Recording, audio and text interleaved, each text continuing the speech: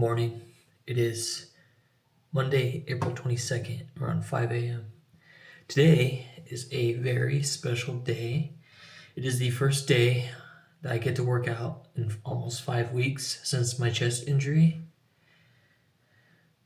I am a little nervous because if symptoms reoccur after today's workout, that means I will have to continue to not work out and I have to go back to the doctors. But I'm hoping that I've given my body enough rest to heal and I don't have symptoms anymore. Today is a chest day and triceps day. I don't typically bench, but I want to see where my strength is, so we're going to start the first workout off good with some bench.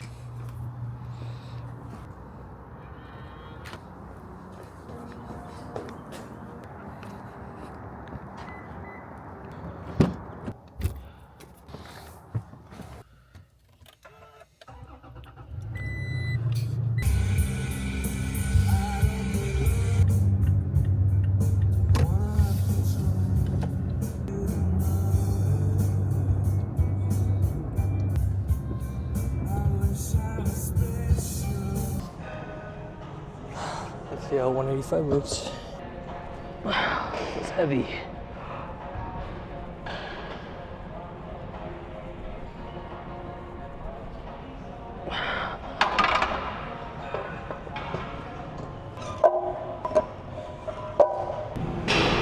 I'm a little nervous right now.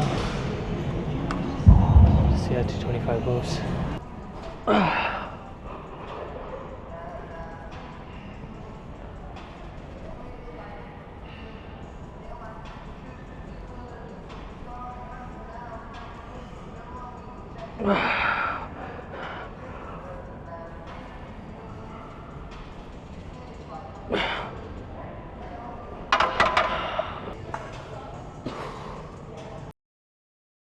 I can't say I was disappointed, but I did not expect 225 to be that heavy. I lift less than Momo now. I'll be back. Give me a few weeks. I'll be back. Right now, after this, I got some triceps, single arm tricep push downs, and then we'll see what we do from there. I'm heavier than this. Honestly, I'm pretty gassed. Pretty gassed for this 3 exercises in.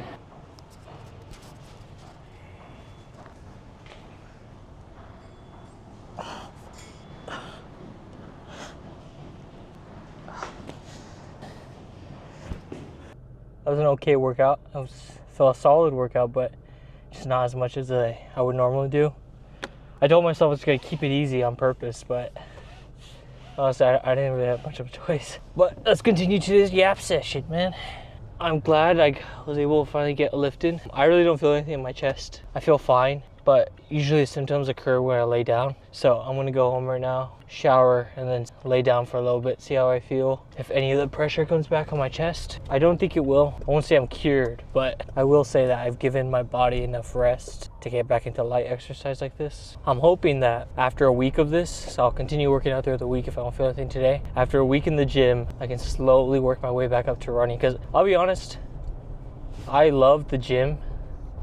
And when this first happened, my main concern was, what if I can't exercise at all again? But I think I miss running more. So for those of you that don't know, when this happened, this chest condition happened, I was 6 weeks into running. I was trying to prepare for a marathon. I was just building up my base. I was just doing zone 2 running for like 6 weeks, and I was finally feeling good. I went from not being able to run more than 5 minutes. Like I would run 5 minutes and then I had to walk. I was so gassed. It doesn't matter how slow I was going.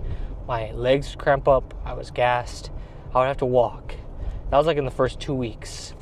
And then after like 6 weeks of doing that, of just strict zone 2 running, I was able to build my way up to an hour-long zone 2 run without stopping. And I was so proud. That night, after that hour-long run, is when I first got symptoms. So I'm figuring that that's what triggered it. Maybe I wasn't ready for that hour-long run and I pushed myself a little too hard, but I was feeling so good, man. I was so proud of myself because running is something I used to do in high school. And I did it in my first year of college. I ran a marathon senior year of high school. I ran a marathon freshman year of college. And after that, that's when I started going to the gym, and I gave up running completely. I just didn't enjoy it anymore. I didn't want to do any extra cardio than I had to. Gave up running completely, and I haven't ran since. So I've tried multiple times in the past 5 years to get back into running, and I never can, because I'll stick to it for like maybe like 3 or 4 weeks, and then I'll either get tired of it or I'll get injured.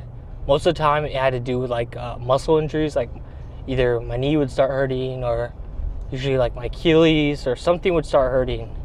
So I would have to take a few weeks off for that to rest, and then I would just never get back into it. But this time I did everything right. I warmed up properly before. I started working on my mobility. I started stretching at night. I stretched after. I rolled out. Everything I did right. My nutrition was good. At least I thought it was. I guess I was eating too much salt because I have high blood pressure. But I felt like I was doing everything right, and this happens. But honestly, I'm not too upset that this happened to me. It like gave me a new perspective on how I should look at exercise. Like, I've never been so grateful for exercise in my life, because I have definitely gone more than 4 weeks without exercise before in my life, but nothing like this past 4 weeks. And I am very grateful for my body's ability to exercise. And in fact, as soon as I get healthy, I am training for a marathon. I'm considering even getting a coach. My main goal is the Austin Marathon next February in 2025. And I want to run a sub 3:30 there, because that's my best. My best marathon is 3:30. And that was when I was in high school, when I was in like the best shape of my life. I want to do a sub 3:30, and then every year after that, I want to, work up to the next goal. I value my body's ability to run. I don't want to lose that. I want to build it up. I don't want to ever lose it again. Eventually, I want to do ultra marathon. Ultra marathons are, I think, one of the ultimate tests of mentality, and I want to put my mentality to the test. It's 7 o'clock. I have about an hour to get ready for work, which is plenty of time. Probably eat up some breakfast, shower, plan out my day. So we're back at home. It's 7:15. I have a meeting at 8:05.